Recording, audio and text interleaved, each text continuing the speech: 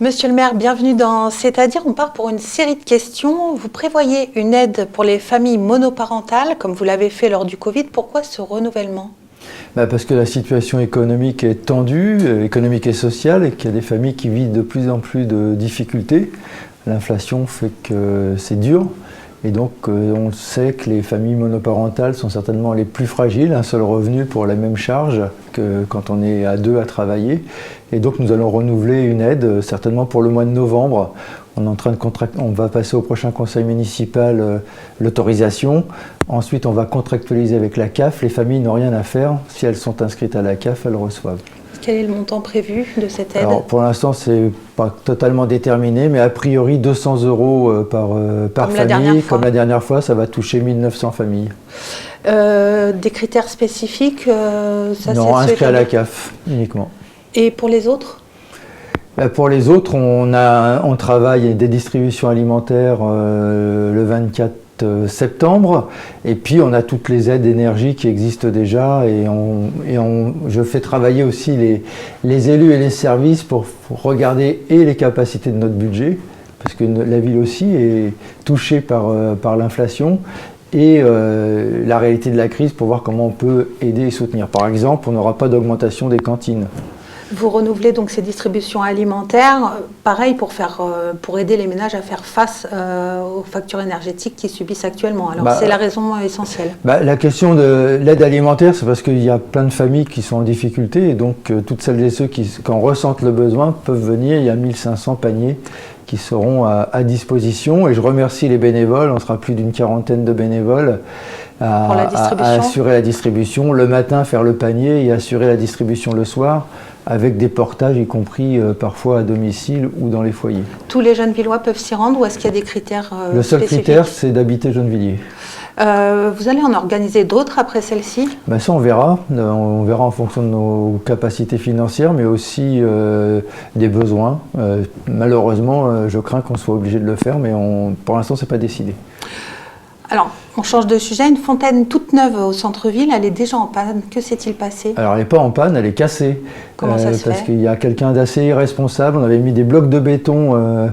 Déjà, il y a une personne qui avait roulé dessus. Donc, on avait mis des blocs de béton tout autour pour la protéger. Et la personne, beaucoup plus maligne que tout le monde, a décidé de retirer les blocs de béton pour faire passer sa camionnette, comme s'il n'y avait pas de raison pour laquelle on aurait mis une bloc de béton.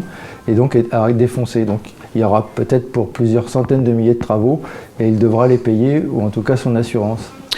Toujours à propos du centre-ville, où est-ce qu'on en est sur l'arrivée des autres commerces ? Alors ça avance bien, je suis assez satisfait, ça prend du retard malheureusement, mais, oui, il y en a eu quand même pas mal. On va tenir notre engagement d'installer là des commerces qui n'existaient pas dans la ville. Donc le Picard est déjà fait, Naturalia a engagé ses travaux pour ouvrir certainement avant la fin de l'année. Nous allons avoir un boucher, un poissonnier qui va s'installer.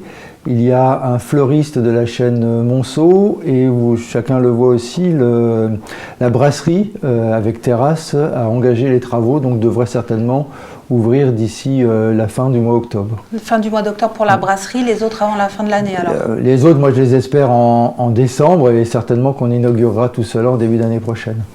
La trésorerie a déménagé à Colombes depuis le 1er septembre. Alors c'est un service public qui s'éloigne. Ça va être compliqué pour les Gennevillois de se rendre à Colombes pour payer leur loyer notamment.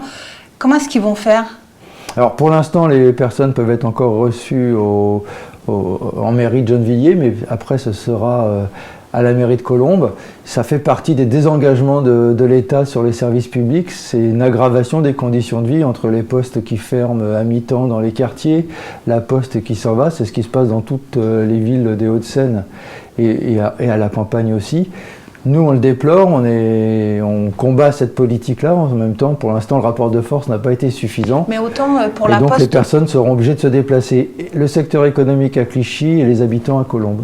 Mais autant pour la Poste, il y a eu certaines manifestations, oui, etc. Pour la trésorerie, moins. Pourquoi ? Moins, parce qu'on a moins de mobilisation qui se fait naturellement, parce qu'on l'utilise peut-être moins. Il y a moins de monde qui utilise le déplacement à la trésorerie pour payer en liquide, par exemple. Ils peuvent encore payer chez leur buraliste, voilà, c'est ça ? Oui, c'est la case du service public, c'est maintenant le buraliste qui va encaisser les amendes. Comme d'autres mères, vous n'avez pas mis les drapeaux en berne pour les obsèques de la reine Elisabeth II. C'était pourtant une instruction de la Première ministre. Pourquoi ne pas l'avoir fait?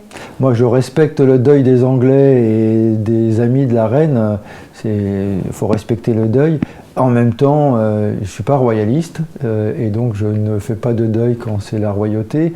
Par ailleurs, c'est une chef d'État d'un autre pays. D'autres chefs d'État décèdent et on ne met pas les drapeaux en berne. Et si j'avais dû les mettre en berne, je l'aurais fait pour les milliers de Pakistanais qui sont morts dans la grande catastrophe naturelle qui a eu lieu. On arrête là, on se retrouve la semaine prochaine dans C'est-à-dire.